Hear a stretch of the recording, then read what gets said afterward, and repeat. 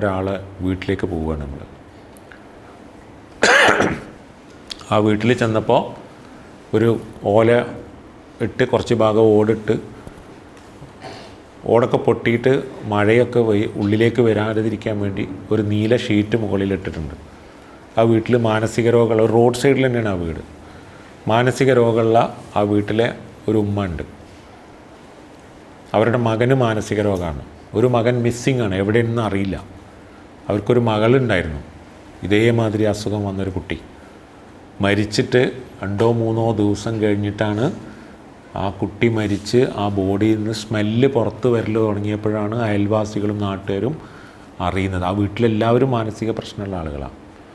Smell പുറത്ത് വരൽ തുടങ്ങിയപ്പോഴാണ് ആ കുട്ടി അവിടെ മരിച്ചു എന്നുള്ള വിവരം ആളുകൾ അറിയുന്നത്. ഇതാണ് നമ്മുടെ അയൽവാസികൾ. നമ്മൾ പറയും, അയൽവാസി പട്ടിണി കിടക്കുമ്പോൾ വയറ് നിറയെ ഉണ്ണുന്നവൻ എന്നിൽപ്പെട്ടവനല്ല എന്ന് മുഹമ്മദ് നബി പറഞ്ഞു എന്ന് പറയും. നിന്നെപ്പോലെ നീ നിൻ്റെ അയൽവാസിയെയും സ്നേഹിക്കണമെന്ന് യേശു പറഞ്ഞു എന്ന് പറയും. ബൈബിളും ഖുർആനും ഇതൊക്കെ നമ്മളിത് പ്രസംഗിക്കാൻ ഉപയോഗിക്കും. എൻ്റെ അയൽവാസി ഇങ്ങനെ മണം പുറത്ത് വരുന്നതിന് ശേഷമാണ് അവർ മരിച്ചതറിയുന്ന ഒരു അയൽവാസിയായിട്ട് ജീവിക്കുന്നതിലും വലിയ മോശത്തരം എന്തായിരിക്കും? നമുക്ക് ശ്രദ്ധിക്കാൻ പറ്റണം. നമ്മുടെ അയൽവാസികളെക്കുറിച്ച് നമുക്ക് ശ്രദ്ധിക്കാൻ പറ്റണം. അവർക്കൊരാവശ്യം വരുമ്പോൾ നമ്മളെ ഓർക്കാൻ നമ്മൾ പാകപ്പെടണം. ഇങ്ങനൊരു അയൽവാസിയാവാൻ നമുക്ക് സാധിക്കരുത്. നമ്മൾ കഴിക്കുമ്പോൾ നമുക്ക് അപ്പുറത്തുള്ള ആളെ ഓർക്കാൻ പറ്റണം. അവർ കഴിച്ചിട്ടുണ്ടെന്ന് നമുക്ക് ഓർക്കാൻ പറ്റണം.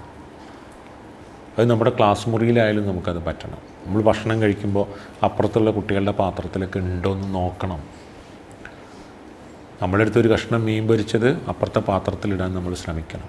അല്ലാതെ ഈ ഖുർആനും ബൈബിളും ഗീതയും പറഞ്ഞ് നമ്മൾ തലയിൽ തട്ടട്ടെ അല്ലെങ്കിൽ പൊട്ട് തൊട്ട് മതത്തിൻ്റെയും ആചാരങ്ങളുടെയും ചിഹ്നങ്ങളായിട്ട് ജീവിക്കുന്നതിന് പകരം പ്രാക്ടിക്കലി നമ്മളതിലേക്ക് ഇറങ്ങണം. പ്രാക്ടിക്കലി നമ്മൾക്കതിലേക്ക് പോകണം. അപ്പോഴേ നമ്മളൊരു മനുഷ്യനാവുള്ളൂ. അപ്പോഴേ ഈ പ്രപഞ്ചത്തോട് നീതി പുലർത്തുന്ന മനുഷ്യരാവുള്ളൂ. ഇതൊക്കെ നമ്മൾ സാമ്പ്രദായികമായ രീതിയിൽ നമ്മൾ പഠിക്കുന്നുണ്ട്, ചെയ്യുന്നുണ്ട്, ഒക്കെ ചെയ്യുന്നുണ്ട്. പക്ഷെ പ്രാക്ടിക്കലി എവിടെയാണ് ഞാൻ നിൽക്കുന്നത്? അങ്ങനെ ഒരു ചിന്ത നമുക്കുണ്ടാവണം.